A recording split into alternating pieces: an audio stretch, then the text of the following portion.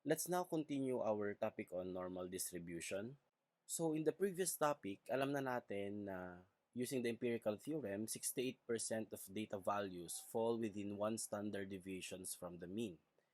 95% of the data values fall within two standard deviations from the mean. And 99.7% of the data values lie within three standard deviations from the mean. The question is, what proportion naman of data values lie within those na hindi exact or hindi nabanggit sa empirical rule? Like for example, at 2.5 standard deviations from the mean. Paano natin ngayon malalaman yung proportion of values that fall within 2.5 standard deviations from the mean? Para masagot natin yan, we will use a special normal distribution called the standard normal distribution or the Z distribution.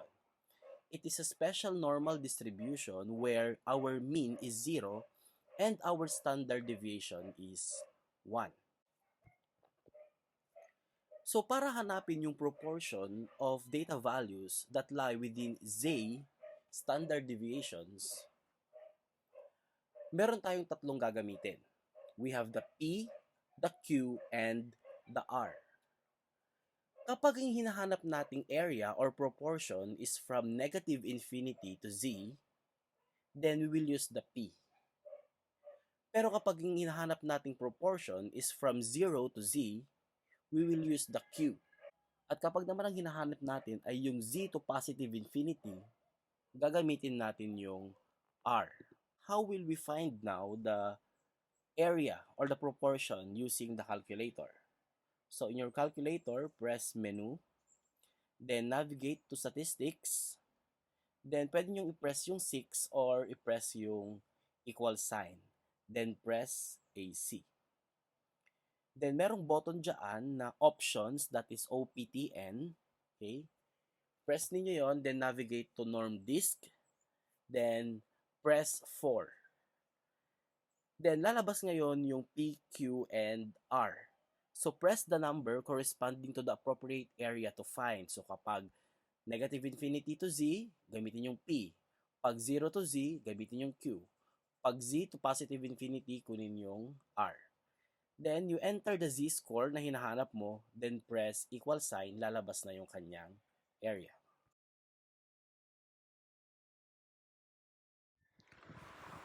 So in your calculator, press menu and then navigate to statistics. So andito siya. So you may press 6 or press equals. In this case, I press 6. Then press AC. Ito yung lalabas. Then in your options button, nandito siya. Navigate to norm this. So ibaba natin, hanapin natin yung norm this, that is number 4. So press 4. And then lalabas yung ganito. Now, kapag ang hinahanap mo ay P, press 1. Pag Q, press 2. Pag R, press 3. Let's say, for example, kunin natin yung 1. Okay, so P. Let's say, area niya up to negative infinity to 0.5. Okay, so close parenthesis. Then, enter the z-score, then press equal sign. So, yan na yung area from negative infinity to 0.5. So for example, find the area under the standard normal curve for z less than negative 1.5. Note that sa normal distribution, continuous yung data natin. So kahit na less than yan or less than equal, same lang yung process na gagamitin natin. Unlike sa binomial distribution, discrete kasi. Okay? So exact. Ito kasi continuous siya. So kahit na less than lang yan or less than equal, same lang yung process. Okay, going back to the problem, find the area under the standard normal curve for z less than negative 1.5. So since ang hinahanap natin is from negative infinity to z, okay, as shown in our graph here, we will use the p.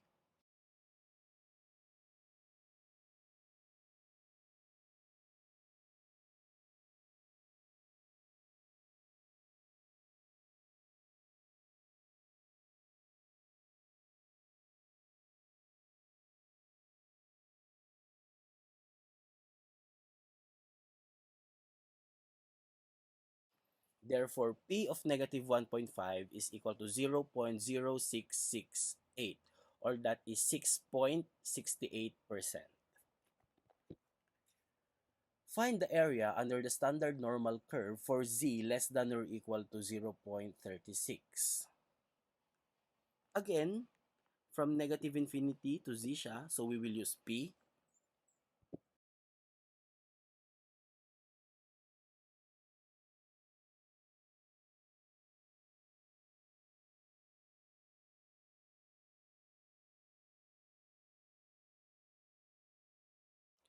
Therefore, P of 0.36 is 0.6406, or that is 64.06%.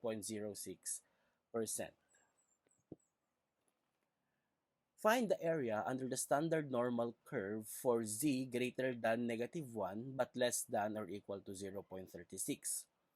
So dito, based on the graph, makikita ninyo na meron tayong dalawang areas.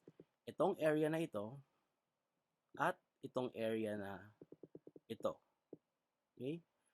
Pag minus natin yung area ng z equals negative 1 doon sa area ng 0.36, makukuha natin yung gray shaded na area.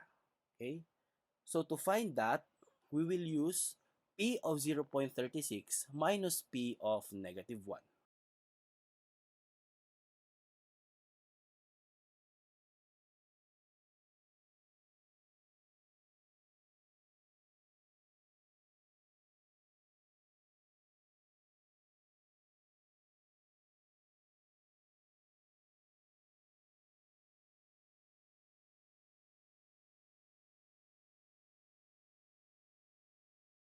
Therefore, we have 0.4819, or that is 48.19%.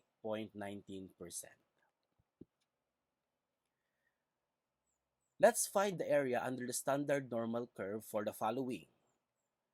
Z is greater than 0 but less than 0.36. So, ang hinahanap nating area dito is from 0 to 0.36. Therefore, we will use the Q.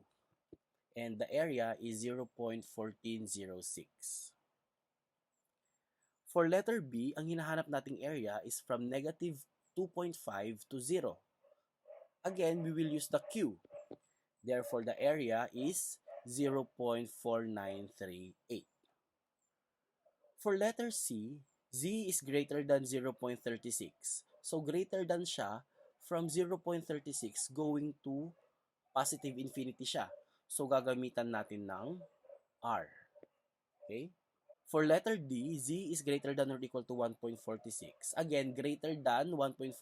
So, from 1.46 to positive infinity, again, we will use R. Z is greater than 1.5 but less than 2.3. Dito naman, yun yung nasa gitna siya. Diba? So, eto, 1.5 tapos 2.3. Yan. Meron tayong tatlong ways para sagutan yan. We can use P. P of 2.3 minus P of 1.5, that is 0.0561. Or pwede din natin gamitan ng R. R of 1.5 minus R of 2.3, so that is 0.0561. Or pwede din natin gamitan ng Q.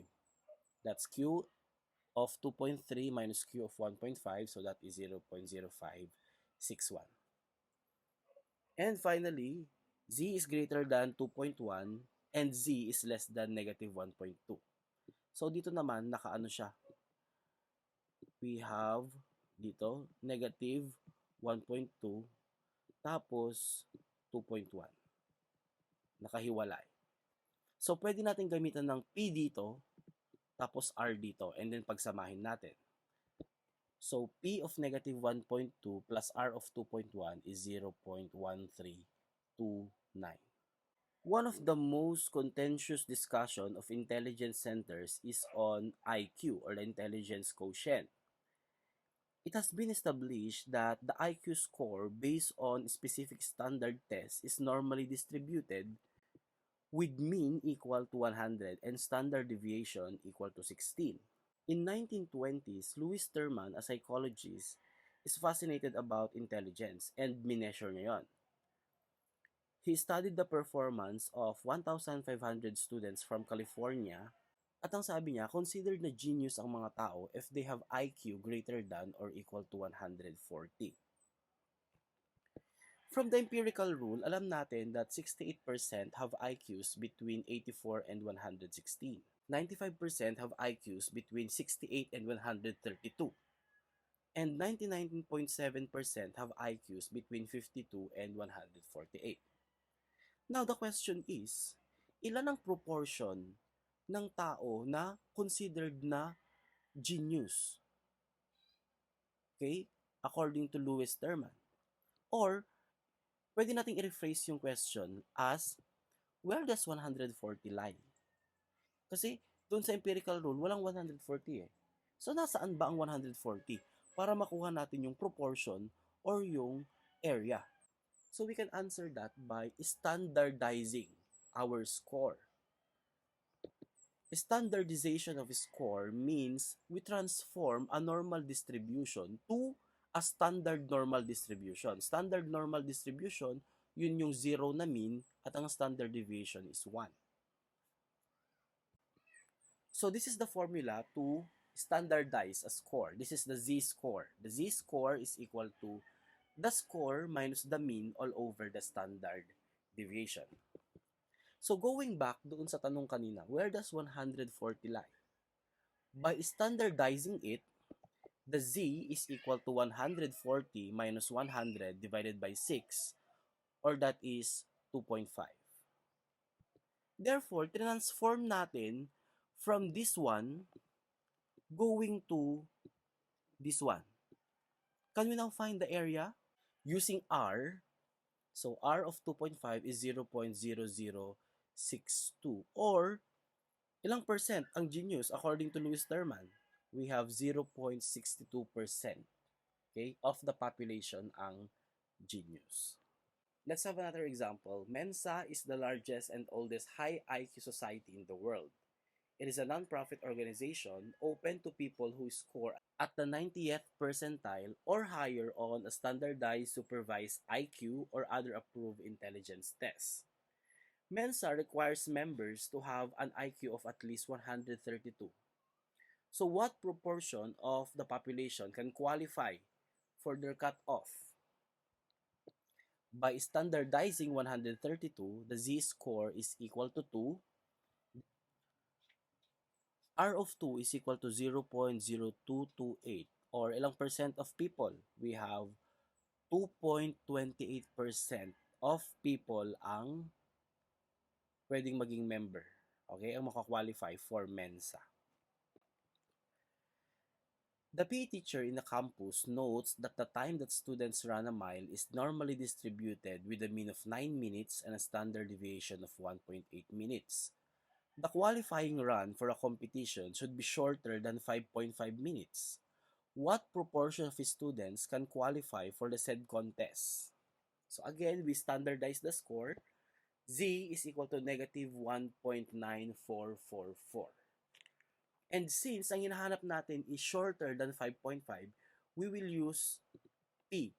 Kasi di ba nandito siya sa 5.5. So ito yung mean niya na 9, nandito yung 5.5, so yan yung hinahanap natin.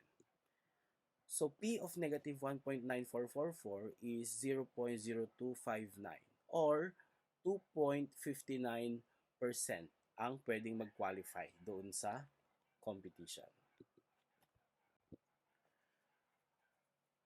Another application of z-score is para malaman natin kung saan nag-perform relatively, okay, ang isang, let's say, tao or whatever, okay, a machine, for example.